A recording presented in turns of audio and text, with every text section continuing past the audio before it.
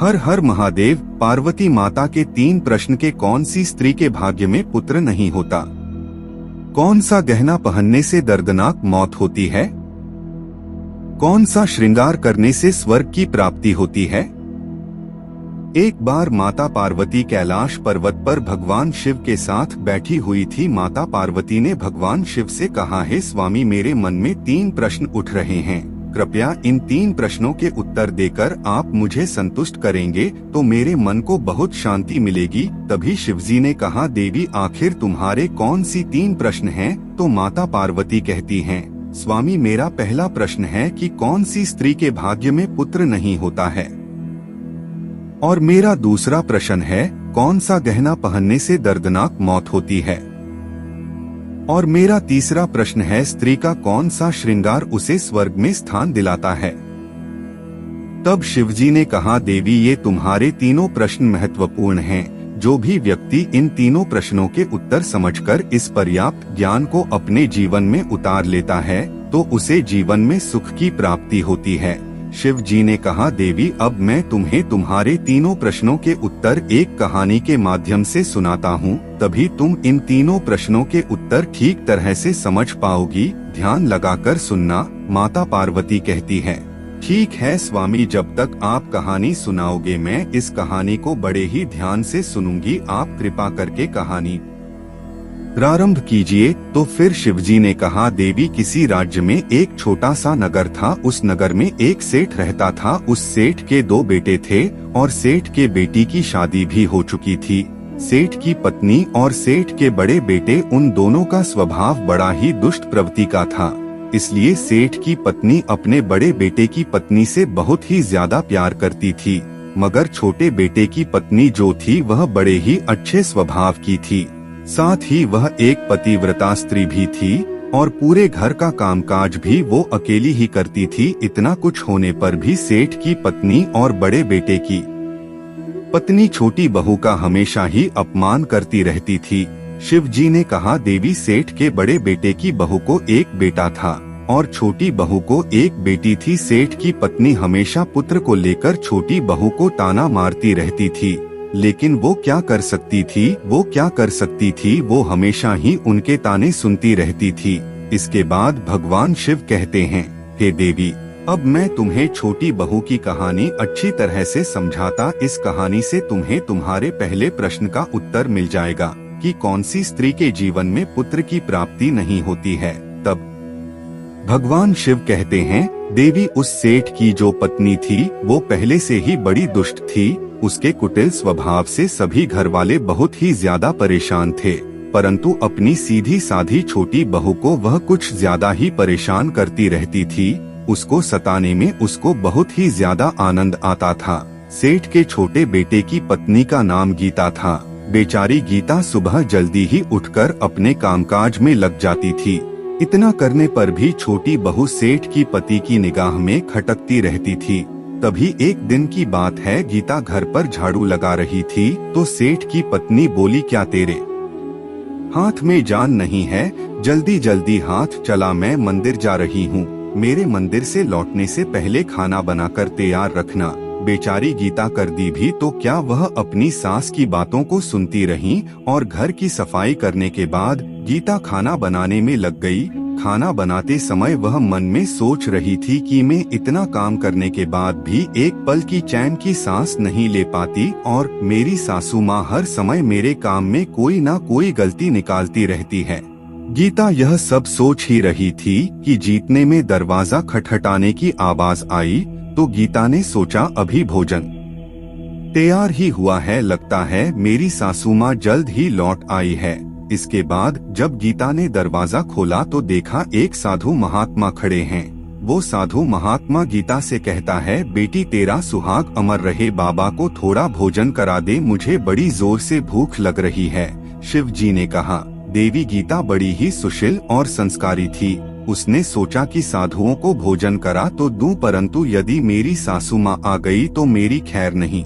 फिर कुछ देर तक सोच विचार करने के बाद में उसने साधु को भोजन करने के लिए अंदर आने को कहा और उसी समय गीता के मन में विचार आया कि सासू माँ से डरना कैसा, यदि मेरी सासू माँ भी जाएगी और मुझसे कुछ कहेगी तो मैं उनसे कह दूंगी कि मैं अपने हिस्से का भोजन इन साधु को खिला रही हूँ। शिव जी ने कहा, देवी ऐसा सोचकर के गीता साधु को अंदर ले गई और अतिथि धर्म का पालन करते हुए उस साधु को भोजन कराने लग गई।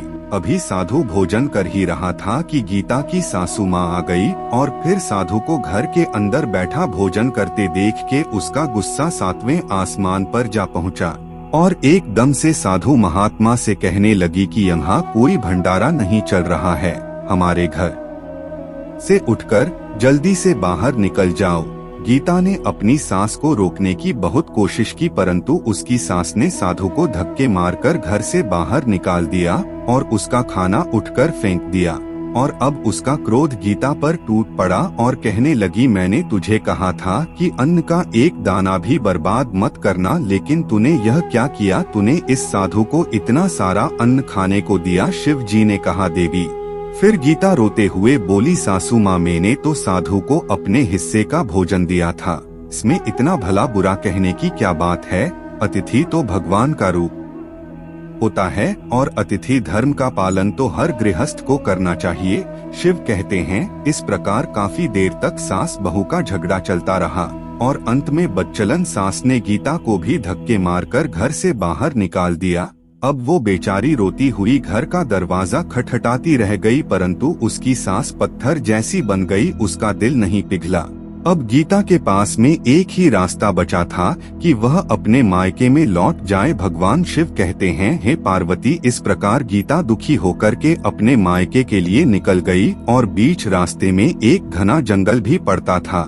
गीता भूख प्यास से तड़पती हुई अपने मायके के लिए चली जा रही थी, तभी अचानक जोर से बादल छाए और मूसलाधार बारिश शुरू हो गई। भगवान शिव कहते हैं, हे देवी, बारिश से बचने के लिए गीता ने एक पेड़ की शरण ली, लेकिन बारिश का वेग इतना ज्यादा था कि बचना मुश्किल हो गया था। अब उस पैर में एक कोख बनी हुई थी। गीता यह सोचकर उसमें घुस गई कि बारिश रुकने पर बाहर निकल जाऊंगी और जब तक बरसात हो रही है वह खोख में अपनी सुरक्षा कर सकती है।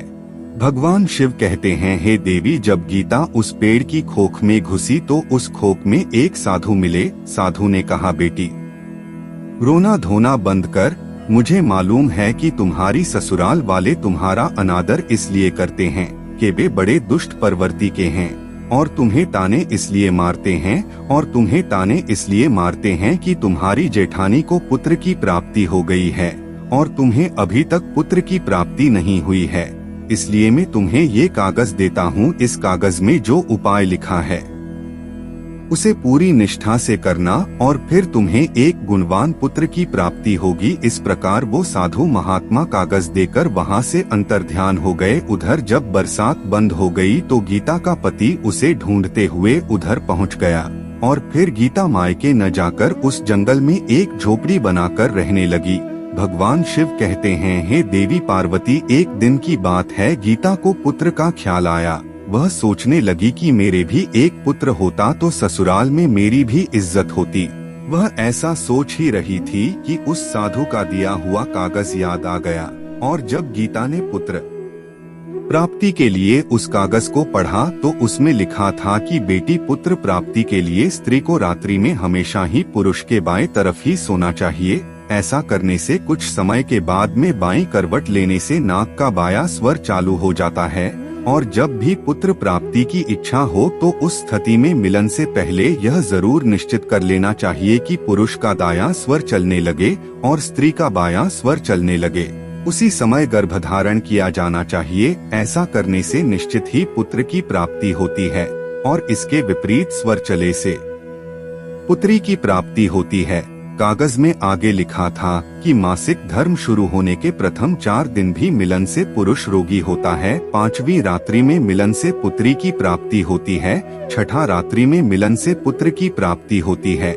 7वीं रात्रि में मिलन से बंध्या पुत्री की प्राप्ति होती है। 8वीं रात्रि में मिलन से ऐश्वर्यशाली पुत्र प्राप्त होता है। 9वीं रात्रि में मिलन से ऐश्वर्यशाली पुत्री की प्राप्ति होती है। 10वीं रात्रि में मिलन से अति श्रेष्ठ पुत्र प्राप्त होता है। 11वीं रात्रि में मिलन से अच्छे संस्कार वाली पुत्री की प्राप्ति होती है।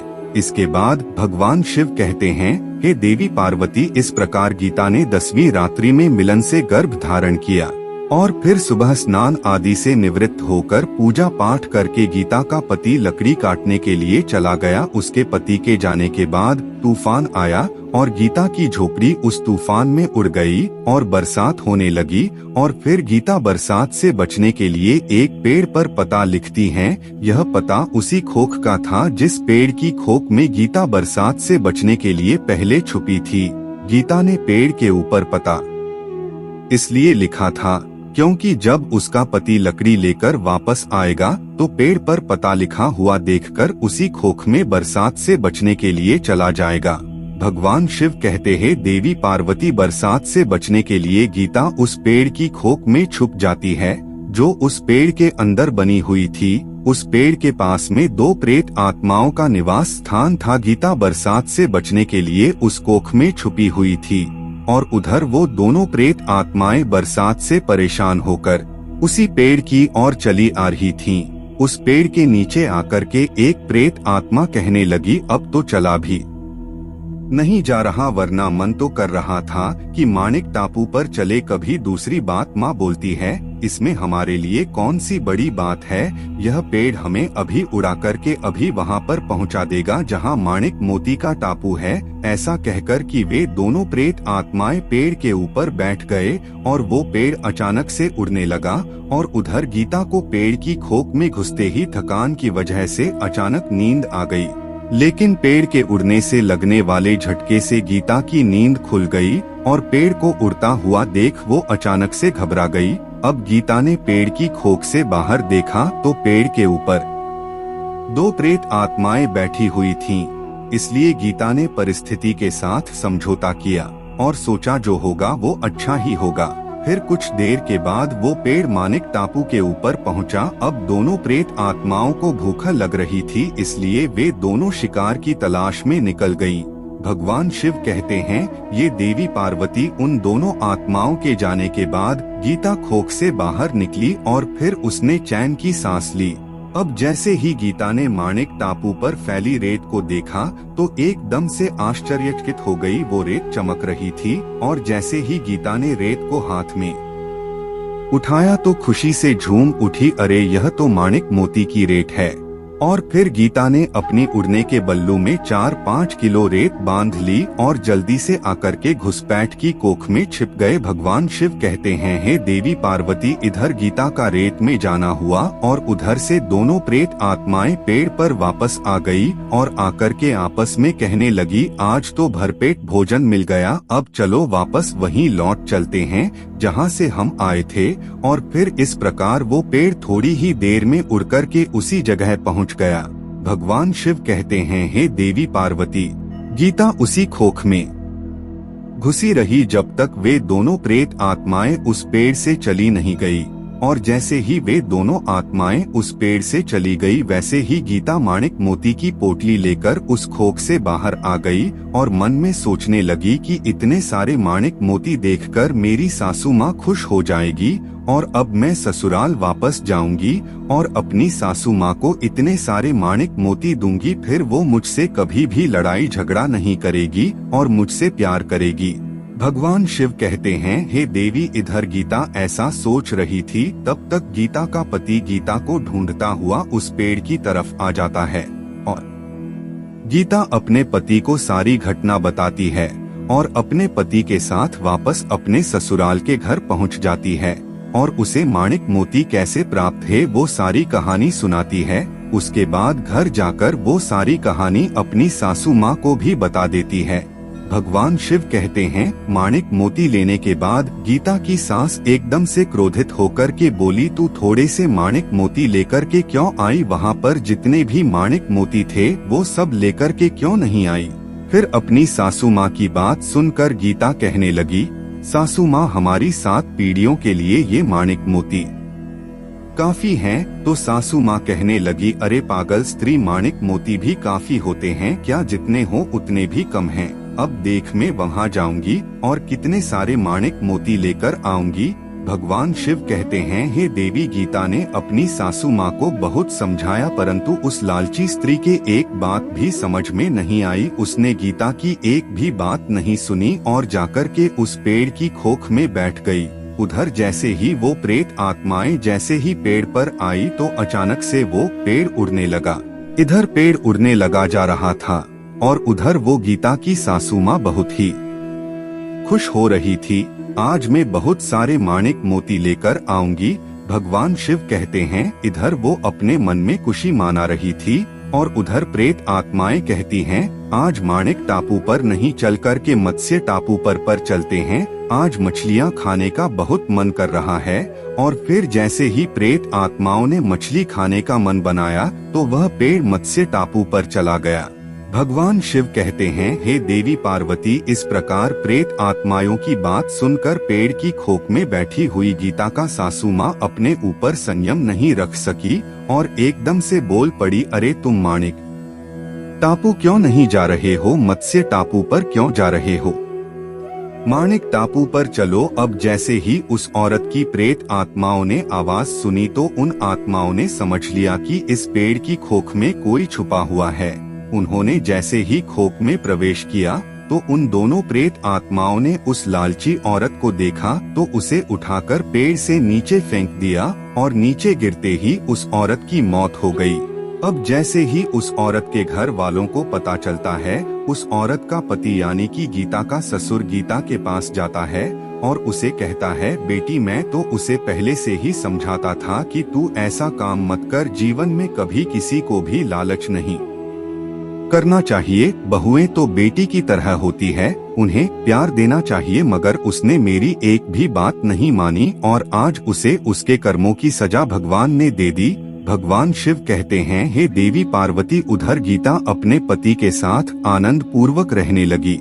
फिर कुछ समय गुजरने के बाद में गीता को एक गुणवान पुत्र की प्राप्ति हुई और पुत्र की प्राप्ति के बाद गीता की खुशी का ठिकाना नहीं रहा और वह भगवान का शुक्रिया अदा करने लगी। उधर सेठ के बड़े लड़के की बहू, जो हमेशा ही गीता के पुत्र को लेकर उसे ताने मारती थी, जब गीता को पुत्र की प्राप्ति हो गई और उसे धन की भी प्राप्ति हो गई, उधर सेठ के बड़े लड़के और बहू के दिन गरीबी में गुजरने लगे तो सेठ की बड़ी बहू जाकर गीता के आगे हाथ जोड़ करके अपनी गलती की माफी मांगने लगी। इधर गीता बहुत ही दयावान औरत थी, इसलिए उसने अपनी जेठानी को माफ कर दिया और जो भी माणिक मोती लेकर आई थी उसमें से कुछ माणिक मोती अपनी जेठानी को भी दे दिए। इस तरह वो पूरा परिवार अच्छे से जीवन यापन करने लगता है। इस प्रकार जब समय सुखपूर्वक व्यतीत होने लगा तो सेठ की बड़ी बहू का जो पुत्र था वो अवगुणी था, इसलिए उसने सारा धन बर्बाद कर दिया और गीता का जो पुत्र हुआ था वह बहुत ही गुणवान पुत्र था। वह अपने जीवन में इतना आगे बढ़ा कि उसने अपने माता पिता का नाम रोशन कर दिया और फिर जब गीता और उसकी जेठानी का और गीता का जीवन समाप्त हुआ तो गीता को स्वर्ग की प्राप्ति हुई और उसकी जेठानी को नरक की प्राप्ति हुई। भगवान शिव कहते हैं कि हे देवी पार्वती, तुम्हारा पहला प्रश्न था कि कौन सी स्त्री के भाग्य में पुत्र नहीं होता, तो सुनो, साधु के द्वारा दिए गए कागज के विपरीत जो कार्य करता है उसके भाग्य में पुत्र योग नहीं होता है। और तुम्हारा दूसरा प्रश्न था कि कौन सा गहना पहनने से स्त्री पुरुष की दर्दनाक मौत होती है, तो सुनो, वो है लालच रूपी गहना जो सेठ की पत्नी ने पहना था और खूब सारे माणिक मोती लाने के लिए खोख में घुस गई और प्रेत आत्माओं द्वारा नीचे फेंक दी गई। लालच के कारण उसकी दर्दनाक मौत हो गई, इसलिए लालच रूपी गहना कभी भी नहीं पहनना चाहिए। भगवान शिव कहते हैं तुम्हारा तीसरा प्रश्न था कि कौन सा श्रृंगार करने से स्त्री को स्वर्ग में स्थान मिलता है, तो सुनो, वो है चरित्र रूपी श्रृंगार, यानी कि चरित्रवान और पतिव्रता स्त्री सेठ की छोटी बहू गीता की तरह मृत्यु के बाद स्वर्ग में जाती है। इसलिए हर विवाहित स्त्री को पतिव्रता और चरित्रवान होना चाहिए, परिवार के साथ में मिलजुल कर रहना चाहिए। तो मित्रों, इस कहानी के माध्यम से हमारे द्वारा बताई गई जानकारी आपको किसी लगी हमें कमेंट करके जरूर बताएं और अगर आपको अच्छी लगी हो तो वीडियो को एक लाइक जरूर करें। साथ ही चैनल पर पहली बार आए हो तो चैनल को भी सब्सक्राइब करें और आपको लगता है ये जानकारी किसी के साथ साझा करना जरूर है, तो इसे अवश्य ही शेयर करें। धन्यवाद। हर हर महादेव।